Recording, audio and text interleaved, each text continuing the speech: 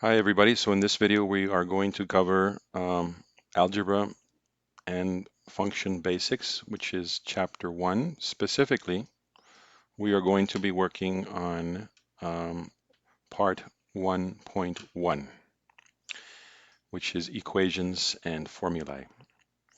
So we'll start with example number 1. Part A, it says solve for B in the formula. So the formula, a squared plus b squared equals c squared. Then we can say that b squared is equal to c squared minus a squared. Therefore, b is equal to plus minus square root of c squared minus a squared. Now here it's important to notice that we have to use plus minus whenever we solve for a square. You might say, yes, but this is the Pythagorean theorem. Well, they're not specifying that, right? If it were a triangle, if we were solving for a right triangle, then we would only use a positive value because obviously distances are only positive. In part B, they ask us to solve for L in the formula t equals 2 pi square root of L over G. What we have to do then is send the 2 pi to divide, so t over 2 pi is equal to the square root of L divided by G. We will have to square both sides to get rid of the square root. And then we're going to get, and I'm going to rearrange this, so it's going to be L over G is equal to t squared over 4 pi squared. And finally, we can say that L is equal to G times t squared over 4 pi squared. Okay, so now I'm going to erase this and we're going to do part C. So in C, they want us to solve for R in the formula M equals N times R over capital R plus small cap R. So here the difficulty might be that there's two R's, but you will see that this is not as complicated as it seems. So we can send this to multiply and we're going to get M times capital R plus small cap R is equal to N times capital R. And then here we can do distributive property. So we have M times R plus, that would be capital R, plus M times small cap R is equal to N times R. So they want us to solve for R. So what I'm going to do is that I'm going to bring the R's to the right. And I'll do it up here. So we can rewrite this as M small cap R is equal to N times capitalized R minus M times capitalized R. So what we do next is that we factor out R. And we get the expression R times N small m minus big cap M. And then finally, we can just say, well, R is equal to MR, M times R, over small cap N minus capitalized M. So now we are in example 1.2, and it says without using a GDC, you're going to see the GDC a lot in the textbook. It means graphing display calculator. Sketch the line that is the graph of each linear equation written in general form. So what it's saying is that these equations are written in the so-called general form. The general form is ax plus by plus c equals 0. So that's the general form. But if we want to sketch it, we probably want to use the slope-intercept form. Remember that the slope-intercept form is the one where you have y equals mx plus b, where m is the slope and b is the y-intercept. So what we have to do with letter A is rearrange it, right? So if we have 5x plus 3y minus 6 equals 0, we can rearrange this into 3y is equal to negative 5x plus 6. And then we can send the 3 to divide the whole expression. So we're going to get y equals minus 5/3 x plus 2. So notice that we already have one point, which is the y-intercept. We have the coordinate 0, 2. I like to get the coordinate of the x-intercept in order to graph the function. So we can do this by equaling the function to 0. So minus 5/3 x plus 2 equals 0. So for what value of x is y 0, that would give us the x-intercept. So if we rearrange this, we're going to have minus 5/3 x equals negative 2. And then we're going to get that x is equal to 6 over 5. So that means that 6/5 comma 0 is our x-intercept. And because this is a linear equation, we only need 2 points to be able to graph it. So if we graph it, we need 0, 2 as a point. That would be right here. And then 6/5 is a little bit over 1 on the x-axis. It's 1.25. So we would do 1, 2, and a little bit over here, 1.25. And then we can just draw the line. There you go. So that would be more or less the graph for letter A. So I'm going to erase this, and we're going to do the graphs for B and C. So for B, we have y minus 4 equals 0. And if we rearrange this, we're going to get that y equals 4. So this is a constant, right? This is going to be a constant. And at y equals 4, so the way to graph this is simply by counting 1, 2, 3, 4 on the y-axis and then drawing a line, a horizontal line. Now with C, we have something similar, but it's going to be a vertical line. As you can see, if we have x plus 3 equals 0, we can rearrange this as x equals negative 3, and this is going to be a vertical line at x equals negative 3. So 1, 2, 3, negative 3, and then we graph the line there. All right, so now we are in example 1.3, and part A says, find the equation of the line that passes through the point 3, 31 and has a slope of 12. So we have a slope of 12, m equals 12, and we have a point which is 3, 31. So if they give us a point and a slope, it's easy to use the point slope formula. Now the point slope formula says that if you have a slope m and a point x1, y1 on that line, on the line we're finding the equation of, we can write the equation as y minus y1 is equal to m times x minus x1. So with the data we have, we could write this as y minus 31 is equal to 12 times x minus 3. But because they want the equation, as it says here, write the equation in the slope-intercept form, we have to rearrange this, right? So we're going to get y minus 31 is equal to 12x minus 36, and this will be the same as y is equal to 12x minus 5. So this would be the equation in the slope-intercept form.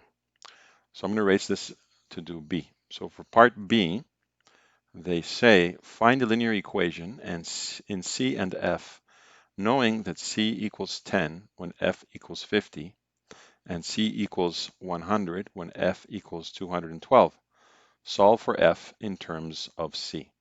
Since they want us to solve for F in terms of C, that means that C would be our X and F would be our Y. So we can take these as coordinates. So when C is 10, F is 50. And when C is 100, F is 212. So we need, for this, we can use again the point slope formula. We have 2 points, but we don't have a slope, but we can find the slope, right? So the slope is equal to rise over run, or difference in y over difference in x. So in this case, it would be 212 minus 50 divided by 100 minus 10. And this is going to equal 162 over 90, which if we simplify is 9/5. So we have everything to rewrite or write the equation in the point slope way, and then we can rearrange it and leave it in the slope intercept form. So we're going to do, let's use the easier point, which is 10 and 50. So we can say f minus 50 is equal to 9/5, the slope, times c minus 10.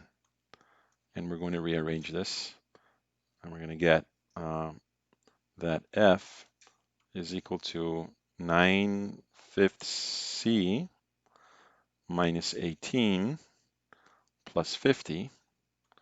And finally, we're going to get that f is equal to 9/5 c plus 32. And that would be the uh, the linear function or the linear equation. Notice that this is the function necessary to change degrees from Celsius to Fahrenheit. And the previous problems are also related to physics. Very well, so now we are in example 1.4, and part A says show that the points P 1, 2, Q 3, 1, and R 4, 8 are the vertices of a right-angled triangle. So if we draw these points more or less, right, we make a quick sketch on a Cartesian plane. 1, 2, we could say it's over here more or less. 3, 1 would be around here. And 4, 8 would be around there. So we have to prove that these are the vertices of a right triangle. So this would be point P, this would be point Q, and this would be point R. So the way that you prove if those 3 points are the vertices of a right angled triangle is if their distances are a Pythagorean triple. So how do we do that? Well, we need the distance formula. Remember that the distance between 2 points, let's call 2 points x1, y1, and x2, y2. The distance between 2 points formula says that you can find it by the square root of the difference of an x, so x2 minus x1 squared, plus y2 minus y1 squared. So if we apply this, we would find the distance between 2 points. Now this is based on the Pythagorean theorem. In the textbook, you can see the proof. So what are our points? Our points P, which is 1, 2, then we have Q, which is 3, 1, and we have R, which is 4, 8. 4, 8. So if you do the math, you're going to find out that the distance PQ is equal to square root of 5. And you're also going to find that the distance QR is equal to the square root of 50. And finally, that the distance PR is equal to the square root of 45. So it's pretty easy to see that these 3 distances actually form a Pythagorean triple, where QR, being the longest length, would be the hypotenuse. So that means that PQ squared plus PR squared should equal QR squared. And this is obviously true because if you grab PQ, which is the square root of 5, and square that, and add it to PR, which is the square root of 45, square that, that should equal the square root of 50 squared. And this is obviously true because 5 plus 45 is equal to 50. Therefore, we have shown that the points are the vertices of a right-angled triangle. So now we're going to do part B. Part B says find the midpoint of the hypotenuse of the triangle. Now, how do we find the midpoint? Recall that the midpoint formula says that if you have 2 points, again, x1, y1, and x2, y2, the midpoint is found by simply adding the points or the x's, dividing by 2, adding the y's, and dividing by 2. So the midpoint between these 2 points would be x1 plus x2 divided by 2, comma, y1 plus y2 divided by 2. So this would be the coordinate of the midpoint. And because you want to see the midpoint of the hypotenuse, remember that the hypotenuse was QR. So we need to find the midpoint between Q and R. So Q, 3 comma 1, and R, which is 4 comma 8. So the midpoint of the hypotenuse would be given by 3 plus 4 over 2, comma 1 plus 8 over 2. And this is going to equal 7 halves, comma 9 halves, which then is the midpoint of the hypotenuse. And this was part B of example 1.4. Okay, so now we are on example 1.5, and it says find x such that the distance between points 1, comma 2 and x, comma negative 10 is 13 units. So for this problem, we definitely need to use the distance formula. So we know that if the distance is 13, then 13 has to equal the square root of x minus 1 squared plus negative 10 minus 2 squared. And from this, square both sides first. We're going to get this, square both sides. And we know that this is 144 because this will be negative 12. So we're going to get 169 is equal to x minus 2, or x minus 1, excuse me, squared plus 144.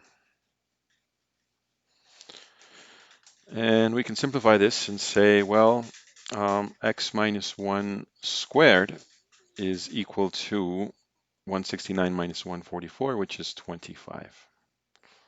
So notice that this squared equals 25. So that means that this is either 5 or negative 5. So that means that x minus 1 is equal to 5, or x minus 1 is equal to negative 5.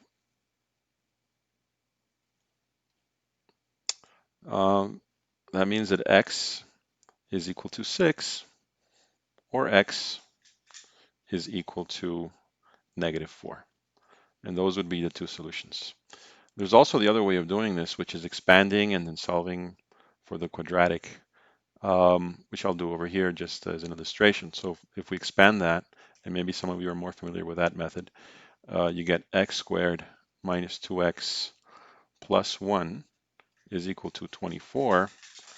And then we equal this to 0. So x squared minus 2x minus 24 is equal to 0. And then we would factor this, right? So this would be x minus 6 times x plus 4. And we get the same solutions, negative 4 and 6. Okay, so now we are in example 1.6, and it says use the graphical features of a GDC to solve each system of linear equations. And letter A says 2x plus 3y equals 6, and 2x minus y equals negative 10. Okay, so I'm going to show you how to do it on your TI-84. I will solve letter A, and letter B you can do as practice.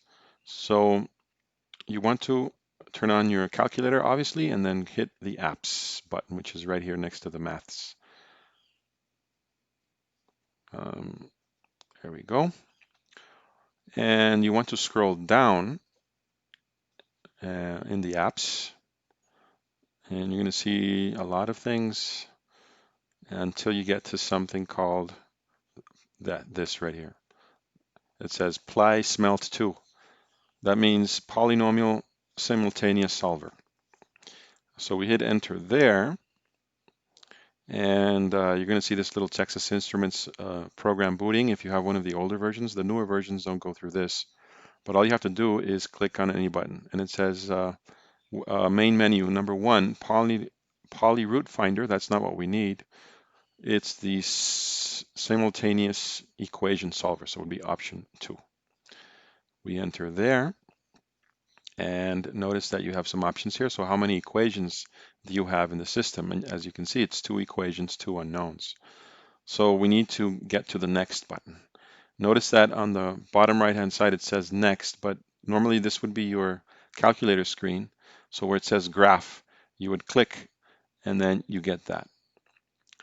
So notice that I've already plugged in the values for each one of the coefficients in the equation. And notice that it's in the form ax plus by equals C.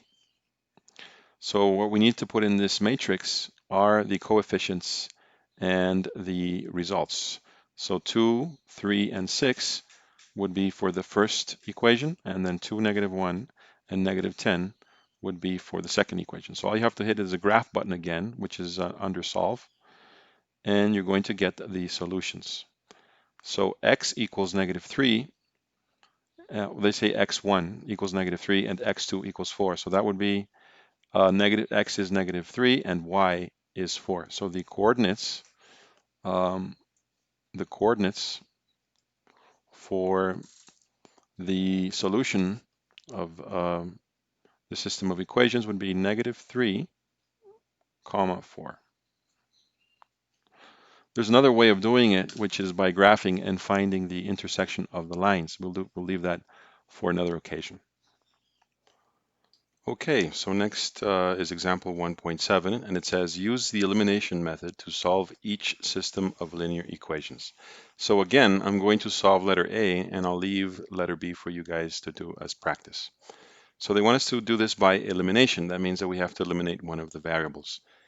Since 3y and -4y have opposite signs, what I'm going to do is that I'm going to multiply the first equation by 4, and the second one I'll multiply by 3. So through this, I'm going to get 20x plus 12y equals 36. And below I will get 6x minus 12y is equal to 42. So now that I have these two equations, I can add them up, and I'm going to get 26x, this cancels out, this eliminates, is equal to 78. Therefore, x is equal to 78 divided by 26, and that equals 3. So x equals 3. Once we have x, we can just plug it into one of the other equations and solve for y. So I'm going to use the first equation. So I will go 5 times x, which is now 3. 5 times 3 plus 3y is equal to 9. So 15 plus 3y is equal to 9. So 3y is equal to -6. Therefore, y is equal to -2. And the solution to the system of equations would be its intersection, right? Which is the coordinates 3, -2. So now we have example 1.8, which is a similar one, but they want us to solve each system of linear equations using substitution. So I will solve for A, and you guys can do B as practice. So let's look at A. I think the easiest equation to rearrange is the first one. So we can rearrange it and write it as y is equal to 3x plus 9. Then we use this y that we just found to substitute in the second equation, and we're going to get 6x plus 2 times 3x plus 9 is equal to 2. So now we can just solve for x. So 6x plus 6x plus 18 equals 2. 12x equals negative 16. So x equals negative 16 over 12, which is minus 4/3. And now that I have the x value, I can just plug it in here and solve for y. So y is equal to 3 times negative 4/3 plus 9. And this is going to cancel out. This is going to cancel out with that. And we're going to get that y is equal to 5. Therefore, the solution to the system of equations will be the coordinate negative 4/3, comma 5. Okay, so now we are in example 1.9. And this one says, when flying in calm air with no headwind or tailwind, with its propellers rotating at a particular rate, a small aeroplane has a speed of s kilometers per hour. With the propeller rotating at the same rate, the aeroplane flies 473 kilometers in 2 hours as it flies against a headwind. Okay. And 887 kilometers in 3 hours, flying with the same wind as a tailwind. Find S and the speed of the wind. So they want us to find the speed of the aeroplane, and they want us to find the speed of the wind. So in order to solve this problem, we have to take or make use of the fact that a distance is equal to time times speed. So the rate is here. The rate times time will give us a distance. So with this fact, we can set up a system of equations because it tells us that it covers a distance of 473 kilometers when 2 hours when it flies against a headwind. Okay, so the airplane has a fixed rate or fixed speed of s, but because it's a headwind, we have to subtract the speed of the wind. So that would be the first equation. For the second equation, we have that 887 is equal to 3 hours times the speed plus a tailwind. So that means that the wind is in favor of the airplane. And now with the system of equations in place, we can solve the problem. Notice that here we can get that 473 is equal to 2s minus 2w, and then that 887 is equal to 3s plus 3w. We can plug this into the calculator. You guys already know how to do it with a simultaneous equation solver. You can do it with this term first, this term second, and then this third for the first matrix, or the first row of the matrix, I should say. And then this would be the first term, second term, and third term for the matrix. In other words, you would type in 2, -2, and then here you would type in 473, and then you would have 3, 3, and 8, 8, 7, and you're going to click solve, and it's going to give you that S is equal to 3,193 over 12, which you can convert to decimals. If you convert that to decimals, it's approximately 266. So that's the speed of the aeroplane itself. This would be kilometers per hour. And for W, doing the same process, you're going to get approximately 30 kilometers per hour. Okay, so now we are on the last example from this video, which is example 1.10. And it says, solve the following system of equations in 2 ways. So they give you the system, And the first way they want you to solve it is using row operations, an elimination method, and B, using a simultaneous equation solver on a graphing display calculator. So I will leave B for you because now you know how to use the simultaneous equation solver.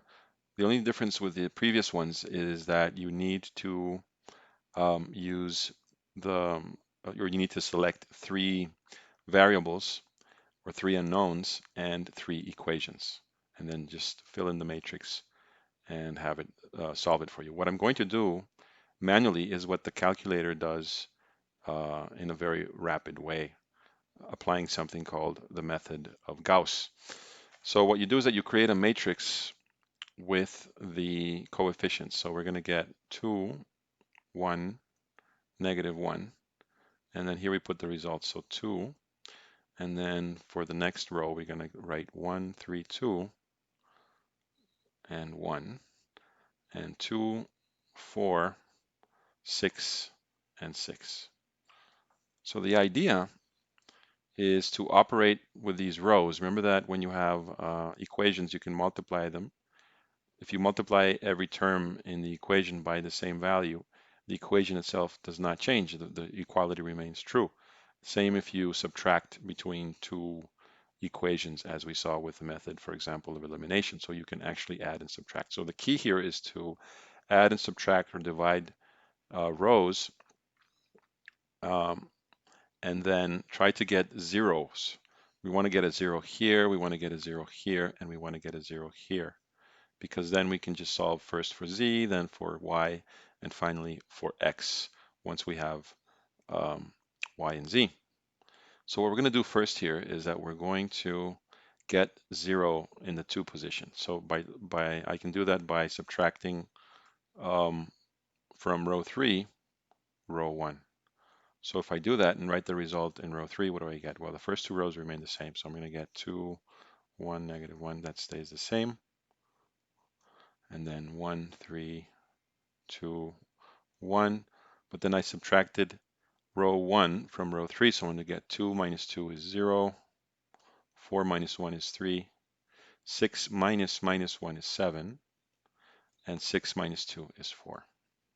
So I have my first 0. Now I'm going to get another 0. And I want to get it in the second row. So I want to get it here. And I'm going to do that by multiplying row 2 by 2. So 2 times row 2 minus row 1. And let's see what that gets us. So row 1 is going to stay the same. It's just going to be, again, 2, 1, -1, and 2. But then we're going to multiply row 2 by 2 and subtract row 1. So that's going to be 2 times 1 is 2, minus 2 is 0. 2 times 3 is 6, minus 1 is 5. 2 times 2 is 4, minus 1 is 5. 2 times 1 is 2, minus 2 is 0. And for now, we leave row 3 the same. So 0, 3, 7, 4. Okay, so now we have 2 zeros. I just need one more in the 3 position. But first, before doing that, I'm just going to divide row 2 by 5. Notice that if I divide it all by 5, 0 divided by 5 is 0. But then if I divide 5 by 5 in these 2 spots, I'm going to get 1 for both. So that's perfectly fine. We can do that because this is going to simplify the whole problem. So next, what I'm going to do is that I'm going to subtract 3 times row 2 from row 3. So I'm going to go row 3 minus 3 times row 2, because that's going to give me that other 0 that I want. So the first 2 rows stay the same. So I'm going to get 2, 1, -1, and 2. And then here I'm going to get 0, 1, 1, 0. That stays the same. But what will row 3 minus 3 times row 2 be? So 0 minus 3 times 0 is 0. 3 minus 3 is 0. 7 minus 3 is 4. And then 4 minus 0 is 4. Okay, so we're almost done. Notice that I could also just divide row 3 by 4 again. If I do that, if I divide row 3 by 4, we got 0, 0, 1, 1, and I'm going to do that right now. So let's change this for a 1 and a 1. And I'm ready for a solution, because notice that now if I rewrite this as the equation right here, this last these last digits on row 3, I get that 0x plus 0y plus 1z, or z, is equal to 1. So that means that z is equal to 1. So now I can use that here in the second row. And in the second row, I have that 0, I'm not going to write it, plus 1 times x, I'm sorry, 1 times y, so y plus z times 1, right? But we know that z is 1, so y plus 1 is equal to 0. Therefore, y is equal to -1. Okay, and we're almost set. Notice that we have the first equation left, which says 2x plus y minus z is equal to 2. So we just have to substitute and solve for x, right? So we get 2x plus y, which is -1, minus z, which is -1, is equal to 2. And we're going to get that 2x is equal to 4. So x is equal to 2. So now we have the solution. The solution will be the coordinate, and this is in three dimensions, right? Because we have x, which is 2, we have y, that is -1, and we have z, which is 1. And that would be the solution, which you can verify with your graphing display calculator.